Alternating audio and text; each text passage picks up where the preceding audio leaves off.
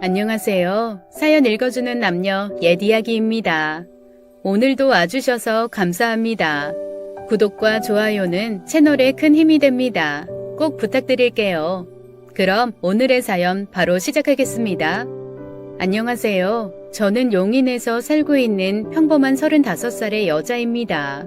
제가 전 남편을 만난 것은 지금으로부터 3년 전이에요. 친구의 소개로 남편을 알게 되었죠. 저희는 1년간 연애를 하고 결혼을 했습니다. 그러나 2년의 결혼 생활 끝에 결국 이혼을 했어요. 이혼을 하게 된 사연은 다른 집처럼 평범하게 바람이라든지 성격 차이였다면 이렇게 화가 나지도 않았을 겁니다. 오늘은 제가 겪은 정말 황당한 결혼 생활에 대해서 이야기해 드릴게요. 저처럼 이상한 남자와 같이 살았던 여자도 정말 드물 거라 생각되네요. 처음 친구에게 남편을 소개받았을 때 남편은 180이 넘는 훤칠한 키에 잘생긴 얼굴이었기에 제가 무척이나 좋아했어요. 성격도 정말 좋은 사람이었죠. 주변에 언제나 사람이 끊이지 않았고 언제나 그 안에서 대화의 중심이 되는 사람이었습니다. 저는 그런 남편을 너무 좋아했고 1년간 달달한 연애 끝에 제가 프로포즈를 해서 결혼을 하게 되었습니다. 남편은 작은 중소기업에서 도면을 제작하는 일을 했어요. 아무래도 작은 회사이다 보니 연봉이며 복지가 좋지 못했죠. 결혼 당시에 모아둔 돈이 하나도 없었지만 눈에 콩깍지가 낀 저는 그런 건 아무 상관없었어요. 당연히 친정 부모님께서는 그런 남편을 못마땅해 하셨지만 결국 제 성화에 못 이겨 결혼을 허락해 주셨습니다. 제가 결혼할 때 남편이 워낙 돈이 없으니 집이며 결혼 비용이며 모두 저희 부모님께서 해주셨어요. 제가 다니는 회사가 용인에 있고 남편 회사도 동탄 쪽에 있기에 용인에 30평대 집도 하나 사주셨죠. 남편이 출퇴근할 때 편하라고 결혼 당시 차도 한 대 뽑아주셨습니다. 그런데 그 집과 차에서 남편이 한 행동은 정말 배신을 넘어서 인간 같지도 않았네요. 지금도 그 생각을 하니 또 화가 납니다. 하여튼 남편은 친구가 굉장히 많았어요.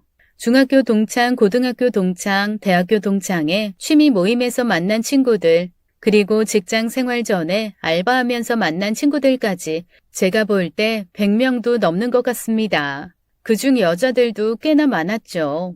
이런 제가 처음 결혼을 결심했을 때 주변에 먼저 결혼한 친한 언니들은 제게 걱정 어린 충고를 많이 해주셨어요. 친구가 많으면 결혼 생활 중 남편이 친구들에게 시간을 할애하는 게 많아지고 가정에 결국 소홀해진다고 했죠.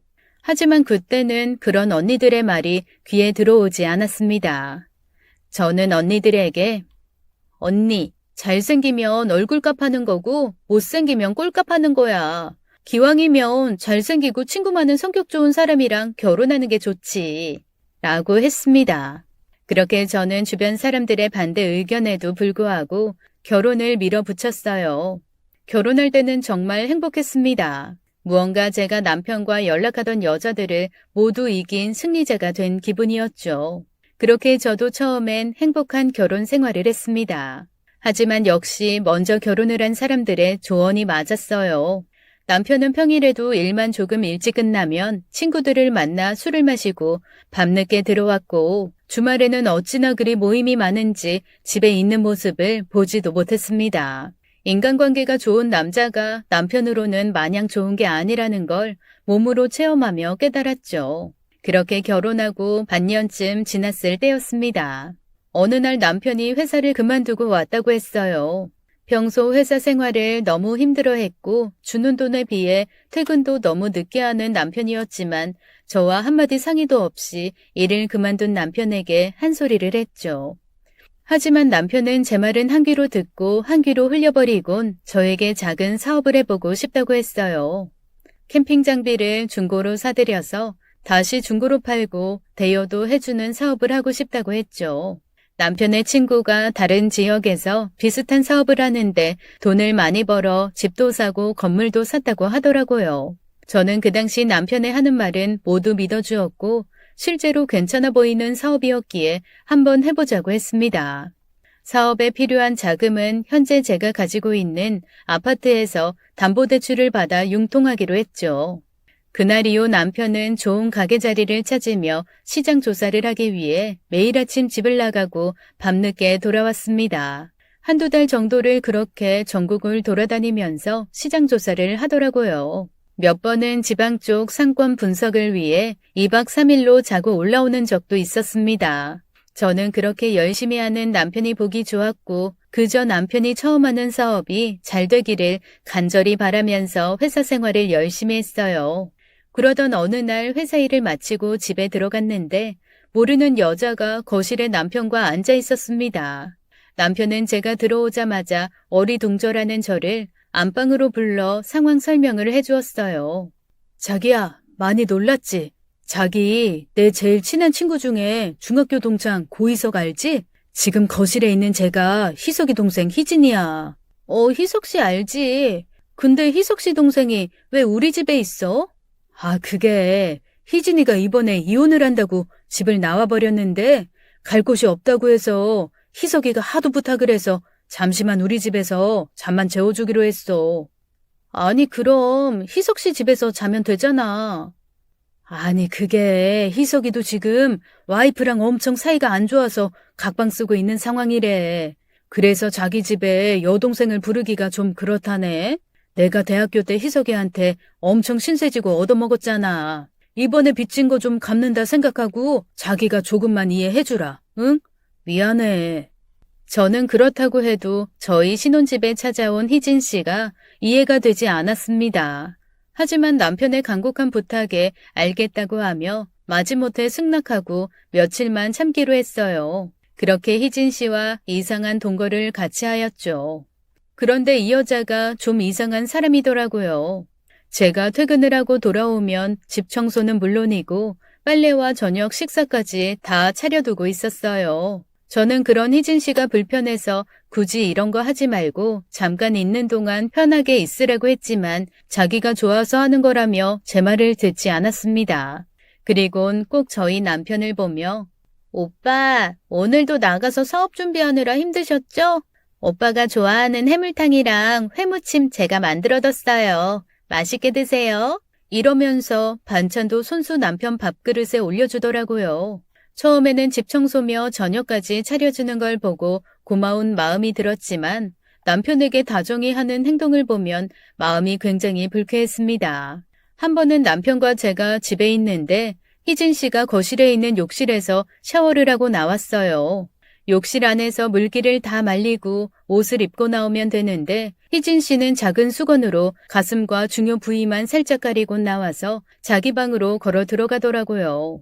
당연히 뒤는 다 벗은 모습이었고 엉덩이도 훤히 보였죠. 이걸 남편도 다 보았고요. 저는 너무 놀랍고 기분이 나빠 당장 남편을 안방으로 불러서 따졌습니다. 여보, 제 정신이 좀 이상한 애야? 아니, 그게 무슨 소리야? 미치지 않고서 어떻게 자기도 있는데 저렇게 다 벗고 나와서 자기 방으로 들어가는데 자기도 방금 봤잖아. 아, 희진이가 좀 개방적인 애여서 그런 거 크게 신경 안 쓰는 것 같아. 제가 프랑스에서 몇 년 살다 왔거든. 기분 나쁘면 내가 잘 이야기해둘게. 아니, 됐어. 그냥 내가 말해둘게. 저는 바로 그녀의 방으로 갔습니다. 노크를 하고 들어가니 그녀가 침대에 누워 있었어요. 저 희진 씨, 방금 다 벗고 욕실에서 나오셨잖아요. 집에 승준 오빠도 있는데 좀 조심해 줄 수 없어요? 혼자 사시는 거 아니잖아요. 아, 언니, 미안해요. 제가 그런 거 크게 신경 쓰면서 사는 스타일이 아니어서 실수했어요. 언니, 다음부터 조심할게요. 기분 푸세요. 저는 웃으면서 연신 저에게 미안하다고 하는 희진 씨를 더 이상 뭐라고 할 수 없기에 다음부터 조심해달라는 말만 남기고 그녀의 방을 뒤돌아 나왔습니다. 희진 씨가 있는 방에는 문 옆에 작은 거울이 있었는데 저는 뒤돌아 나오면서 저를 무섭게 노려보는 희진 씨 얼굴을 거울을 통해 볼 수 있었어요. 그러곤 프랑스어로 꼬나 뭐라고 어쩌고 그러더라고요. 제가 바로 무슨 말이냐고 물어보니 언니 예쁘다는 뜻이에요 라고 하면서 다시 웃으며 말하는데 저는 저 여자애가 보통이 아닌 사람이란 걸 깨닫고 남편에게 하루라도 빨리 그녀를 내보내라고 했습니다. 저는 방으로 들어와 방금 희진 씨가 말한 프랑스어를 막 이리저리 검색해 보았는데 도통 무슨 말인지 모르겠더라고요. 하여간 그날 이후에도 그 여자는 집에서 너무 야한 복장을 입고 돌아다녔어요. 그 여자는 평소에 얇은 면티를 입고 집에 있는데 안에 속옷을 입지 않고 있었습니다. 그래서 가슴이 너무 적나라하게 비쳤죠. 그런 걸 그 여자에게 지적하면 희진 씨는 자신은 브래지어가 너무 불편하고 답답해서 집에서는 원래 입고 있지 않는다고만 했습니다. 그리고 또 야한 요가복을 입고는 거실에서 요가 방송을 보며 요가를 합니다. 희진 씨는 운동이라고 하지만 여자인 제가 봐도 너무 야한 옷을 입고 요가를 하기에 보기 불편했죠. 그런데 남편은 주방 식탁 의자에 앉아서 그런 희진 씨를 힐끔힐끔 훔쳐보고 있었습니다. 저는 화가 나서 남편에게 방에 들어가서 사업 준비나 하라고 소리쳤어요. 남편이 방으로 들어가자 그녀는 하던 요가를 중단하더니 자기 방으로 들어갔습니다.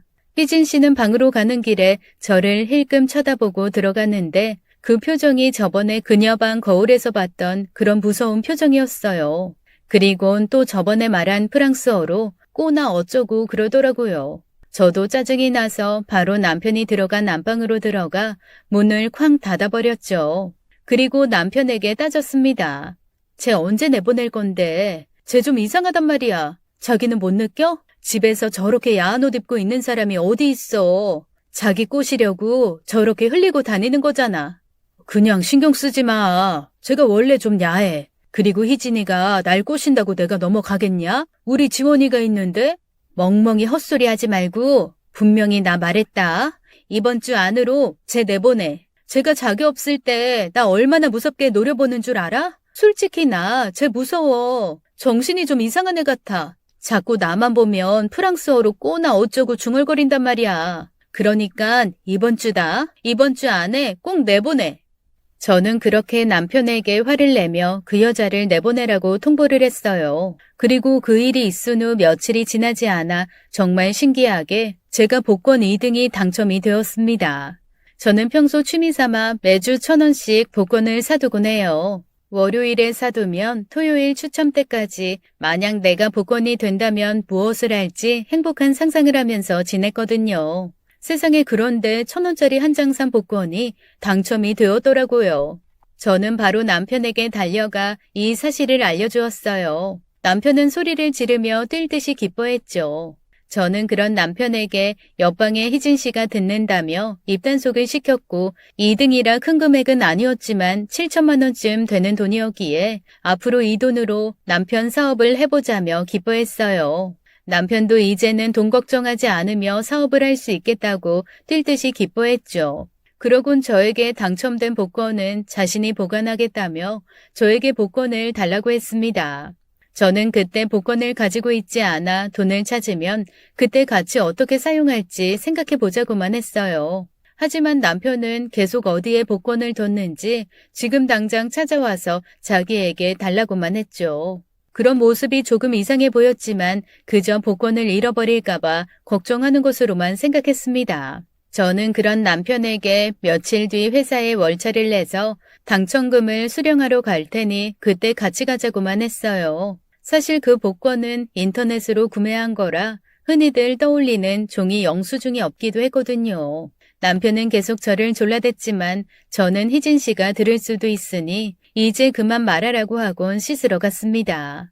그리고 그 다음 날이 되어서였어요. 저는 그날도 힘든 몸을 이끌고 퇴근을 해 집에 들어갔는데 집에서는 남편과 희진 씨가 술상을 펴고 술을 마시고 있더라고요. 그 둘은 저를 보자마자 저도 어서 술자리에 참여하라고 했죠. 저는 내키지 않은 자리였지만 남편이 저를 잡아 끌기에 어쩔 수 없이 술자리에 앉았습니다. 희진 씨는 저에게 언니, 오해하게 해서 미안해요. 제가 진짜 올해 프랑스에서 살다가 돌아와서 조금 개방적이에요. 저는 아무 뜻 없이 평소처럼 한 행동들인데 한국에서는 오해를 살 만한 행동이었네요.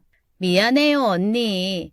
그리고 저 언니 째려본 거 아니에요. 그냥 무표정일 때는 무서운 얼굴이라는 소리 많이 듣기도 해요. 그러니까 화 푸세요. 그리고 저 이번 주 안으로 짐 싸서 나갈게요. 아니에요, 희진 씨. 저도 희진 씨가 정신이 이상한 사람이라고 막말해서 미안했어요. 이제 서로 오해 없이 지냈으면 좋겠어요. 말 편하게 하세요, 언니. 제가 한참 어린 동생이잖아요. 그렇게 저희는 밤이 깊어가도록 이야기를 하며 술을 마셨습니다. 남편은 술을 너무 많이 마셔 피곤하다며 먼저 일어나서 안방으로 들어갔고 저도 이제 그만 마시자고 하며 자리를 일어났어요. 그런데 그런 저를 희진 씨가 붙잡았고 조금만 더 같이 마셔달라고 했죠. 저는 알겠다고 하고 다시 자리에 앉았어요. 그리고 다시 같이 술을 마시는데 희진 씨는 생글거리면서 저에게 말했습니다. 언니, 운동 안 하세요? 운동? 나 회사 일하고 퇴근하면 너무 피곤해서 운동은 잘 못해. 아, 어쩐지. 언니 그렇게 엉덩이가 퍼져서 축 처져 있으면 남자들이 안 좋아해요. 어?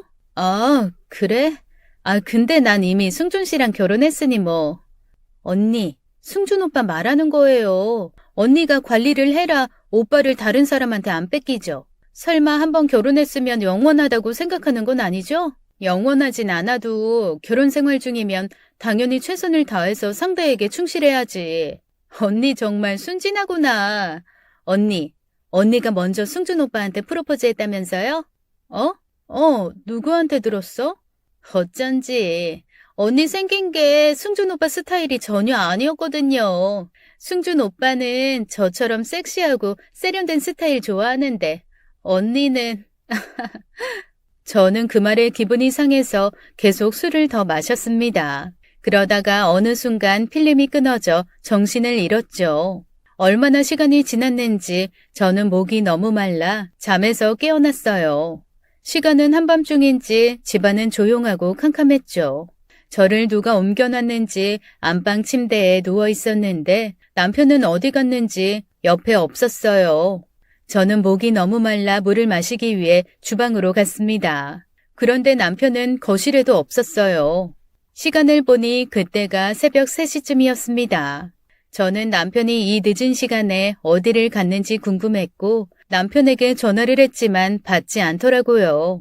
그런데 안방 화장실에서 전화기 진동 소리가 미세하게 났습니다. 그곳으로 가보니 남편은 없었고 남편 전화기만 수건 위에 놓여 있었어요. 남편은 평소 핸드폰 도난을 핑계로 핸드폰을 철저하게 잠궈두었었는데 그날따라 남편 전화기는 잠금이 풀려 있었죠. 저는 남편이 친구 전화를 받고 급하게 나간 거라 생각했습니다. 이전에도 꽤 자주 새벽에 친구 전화를 받고 나간 적이 있었거든요. 하지만 살펴본 남편 전화기 속에는 놀랍고 충격적인 내용들이 있었습니다. 남편은 지금 저희 집에서 동거하고 있는 희진 씨와 바람을 피고 있던 것이었어요. 심지어 제가 전화기를 확인하던 그 시간에도 희진 씨, 아니 그 상간녀 방에 들어가서 둘이 살을 섞고 있었던 것이었습니다. 둘이 대화를 한 카톡 내용을 보니 상간녀는 저에게 일부러 술을 잔뜩 먹여 잠들게 하고 그 사이 남편을 불러내서 저희 집 방에서 둘이 더러운 짓을 하고 있었던 것이었죠. 정말 너무 화가 치솟으니 손까지 떨려오더라고요.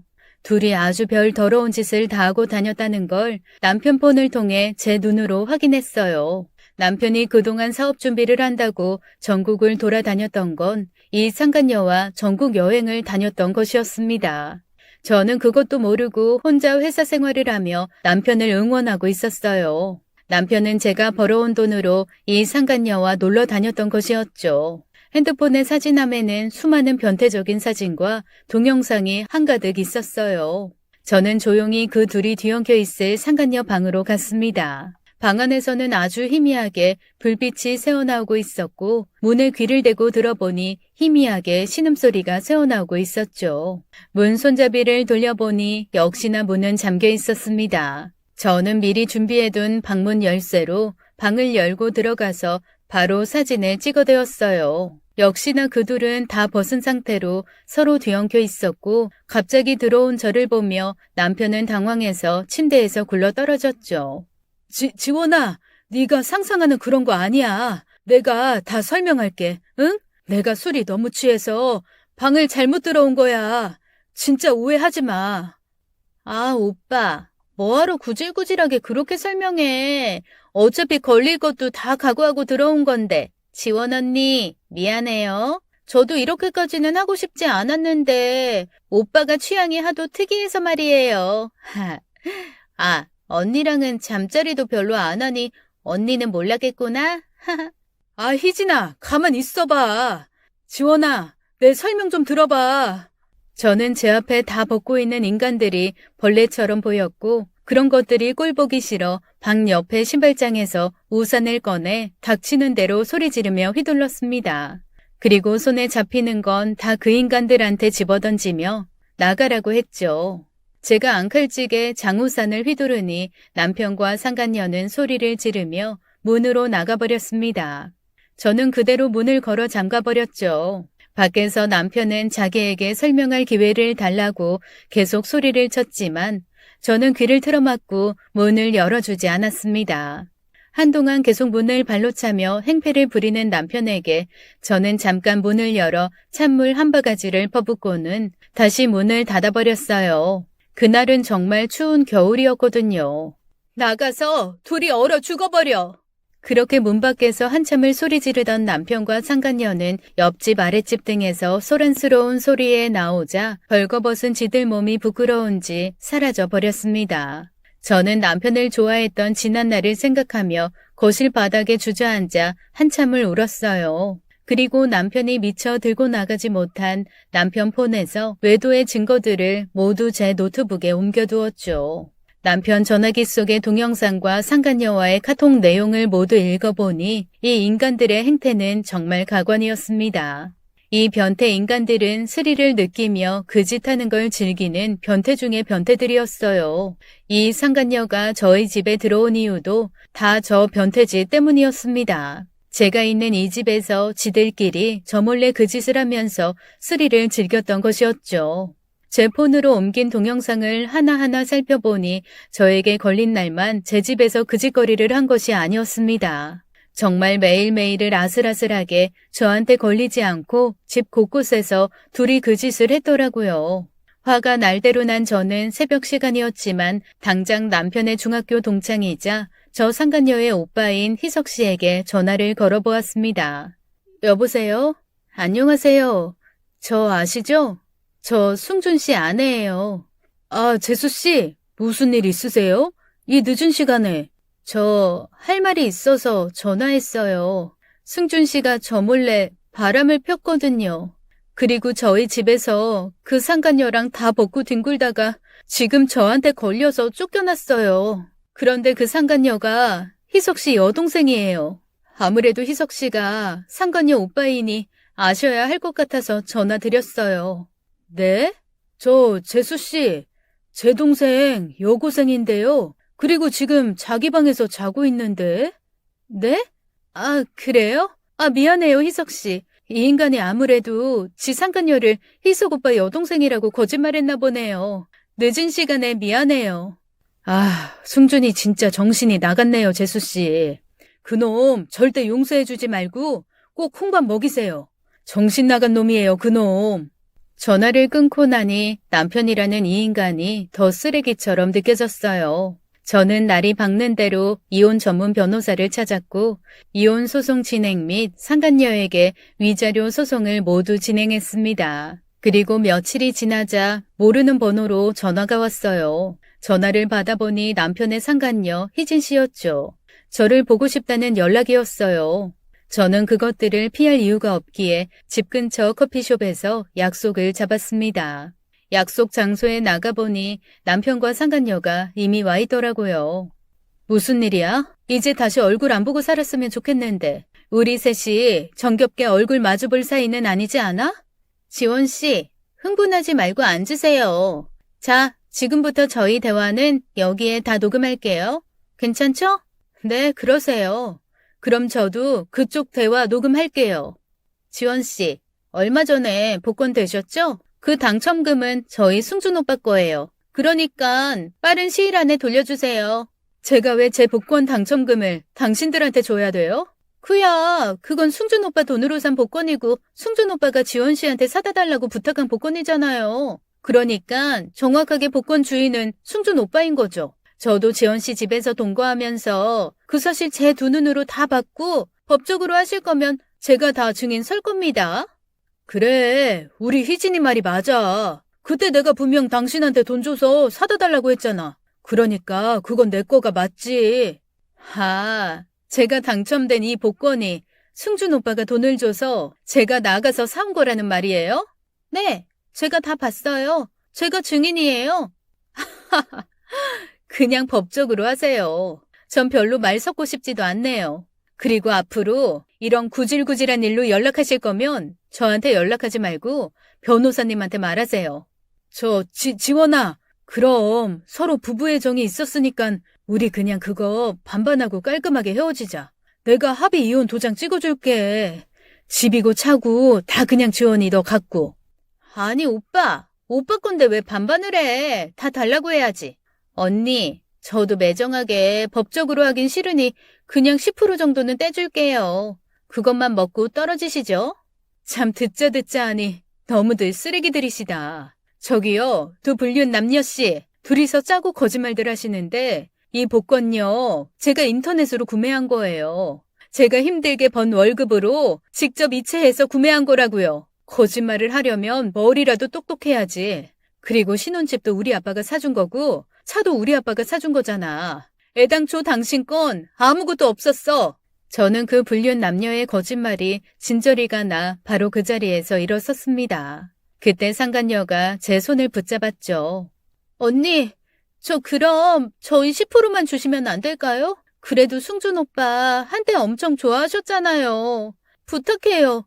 그리고 언니, 저 승준 오빠 아이 임신했어요. 일부러 거짓말하려고 그런 건 아니에요. 저희 지금 당장 어디 가서 살 곳도 돈도 없어서 그래요. 언니 제발요. 뱃속에 아이는 아무 잘못이 없잖아요. 진짜 제가 이렇게 싹싹 빌게요. 뭐라고? 승준 오빠 아이를 임신했다고? 저는 상간녀의 그 말에 카페가 떠나가도록 웃을 수밖에 없었습니다. 너무 웃음이 나와 참을 수가 없더라고요. 저기 희진아, 너 지금 엄청 말실수한 거야. 희진아, 임신이라니. 진짜로 너 임신했어? 오빠 말 못해서 미안해. 나 오빠 아이 임신했어. 거짓말 아니야. 저 여기 초음파 사진. 상간녀가 가방에서 사진을 꺼내는 순간 짝소리가 커피숍에 울려 퍼졌습니다. 남편 놈이 상간녀 뺨을 후려친 소리였죠. 얼마나 세게 때렸는지 상간녀의 얼굴에는 허옇게 남편의 손자국이 나 있을 정도였어요. 자신이 왜 맞았는지 영문도 모르는 상간녀는 토끼눈이 되어 남편을 쳐다보았고 남편은 그런 그녀에게 욕설을 퍼붓고 커피를 얼굴에 끼얹었습니다. 너 그때 그놈이냐? 그놈애냐고? 다 정리했다면서 한 번만 용서해달라고 나한테 빌었잖아. 근데 아직도 정리 못했어? 너 같은 X를 만나 지원이를 버린 내가 병 X지. 너 다시 한번 길에서라도 내 눈에 띄면 그땐 정말 이 세상 사람 아니다. 저 말을 하곤 남편은 커피숍을 나가버렸습니다. 저는 너무 놀라 입만 벌리고 있는 상간녀에게 한마디 했죠. 희진아, 너무 놀랐지? 그런데 승준 씨 씨 없는 수박인 거는 몰랐었나 봐. 나는 승준 오빠가 무정자증인 거 다 알고도 결혼했던 건데 사랑은 계속 변하는 거라면서. 승준 오빠도 지금 변해서 가버렸네. 이를 어째 희진아. 뭐 어쩔 수 없지. 진짜 아이 아빠한테 가서 매달려봐. 근데 그 남자도 이미 희진이 너에 대한 사랑이 변해버렸으면 어쩌지? 뭐 하여간 힘내. 아참 희진아. 꼬나삐. 저는 그동안 그 상간녀가 저에게 했던 프랑스 말을 돌려주었습니다. 나중에 알아봤더니 멍청한 여자라는 뜻이었더라고요. 저는 그렇게 상간녀를 두고 카페를 나와버렸습니다. 그리고 1년 정도의 소송 끝에 남편과의 이혼을 했고 상간녀에게도 위자료를 받아내었죠. 살다 보니 정말 저런 변태 같은 인간을 남편으로 만나게 될 줄은 꿈에도 몰랐습니다. 나중에 안 사실이었지만 상간녀랑 남편이 만난 것도 이상한 사람들이 모이는 사이트에서 만난 거더라고요. 정말 더러워서. 그 덕분에 이제는 사람을 볼 때면 외모가 중요한 것이 아니라 그 사람의 내면과 그 사람을 표현하는 행동이 중요하다는 것을 배웠습니다. 겉이 번듯해도 속이 썩어 있다면 그 사람의 행동은 누구보다 취할 수 있는 거겠죠. 사람을 표현하는 것은 그 사람의 얼굴과 말이 아닌 그 사람의 행동이더라고요. 지금까지 제 긴 이야기를 읽어주시고 들어주셔서 감사드려요. 지금까지 사연 읽어주는 남녀 옛 이야기였습니다. 구독과 좋아요는 저희에게 큰 힘이 됩니다. 사연이 재미있으셨다면 꼭 부탁드릴게요. 언제나 여러분의 하루가 평안하시길 기원하겠습니다. 감사합니다.